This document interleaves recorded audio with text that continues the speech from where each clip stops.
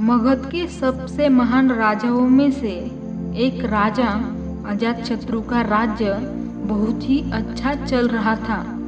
किंतु कहते हैं ना कि समय हमेशा एक जैसा नहीं रहता।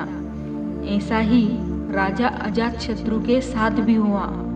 राजा कई मुश्किलों से घिर गए और वो उन मुश्किलों से बाहर नहीं निकल पा रहे थे। उन्होंने कई युक्ति भी अपनाई लेकिन असफल रहे। एक दिन उनकी मुलाकात एक तांत्रिक से हुई। राजा ने तांत्रिक को अपनी मुश्किलें बताई। तांत्रिक ने राजा की बातों को ध्यान से सुना, फिर उसने एक उपाय बताया। तांत्रिक ने कहा, आपको पशु बलि देनी पड़ेगी, तभी आपकी मुश्किलों का समाधान होगा।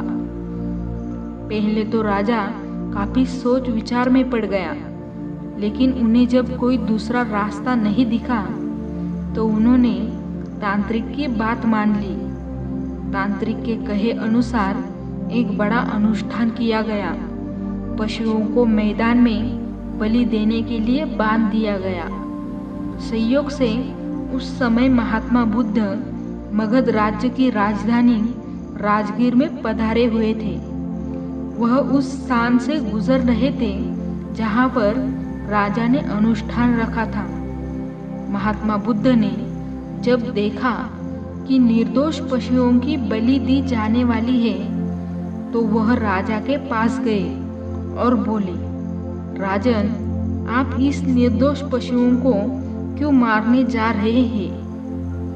तब राजा बोले, महात्मा जी, मैं इन्हें मारने नहीं बल्कि राज्य के कल्याण के लिए इनकी बलि देने जा रहा हूँ, जिससे सारे राज्य का कल्याण होगा।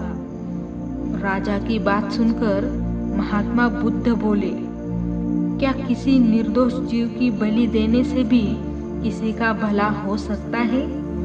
थोड़ा सा रुककर महात्मा बुद्ध ने जमीन से एक तिनका उठाया और राजा को देते हुए बोले, राजन, आप इसे तोड़कर दिखाइए। राजा ने तिनके के 2 टुकड़े कर दिए। फिर बुद्ध बोले, अब आप इसे दोबारा जोड़ दीजिए।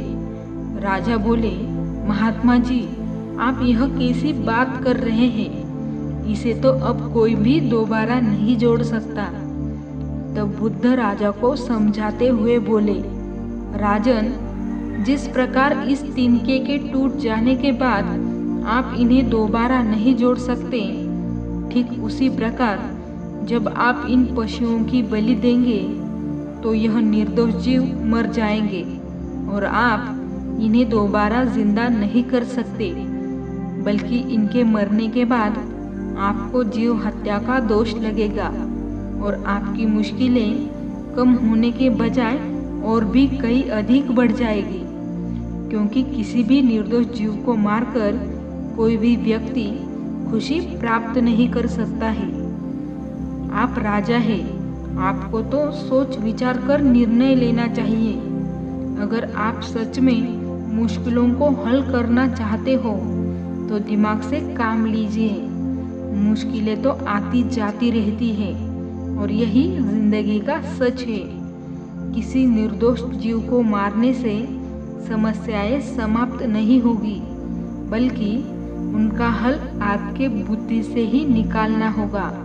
बुद्ध की बात सुनकर अजातशत्रु उनके चरणों में गिर पड़े और उनसे क्षमा मांगने लगे। राजा अजातशत्रु ने ऐलान कर दिया कि अब से राज्य में किसी निर्दोष जीव की हत्या नहीं की जाएगी।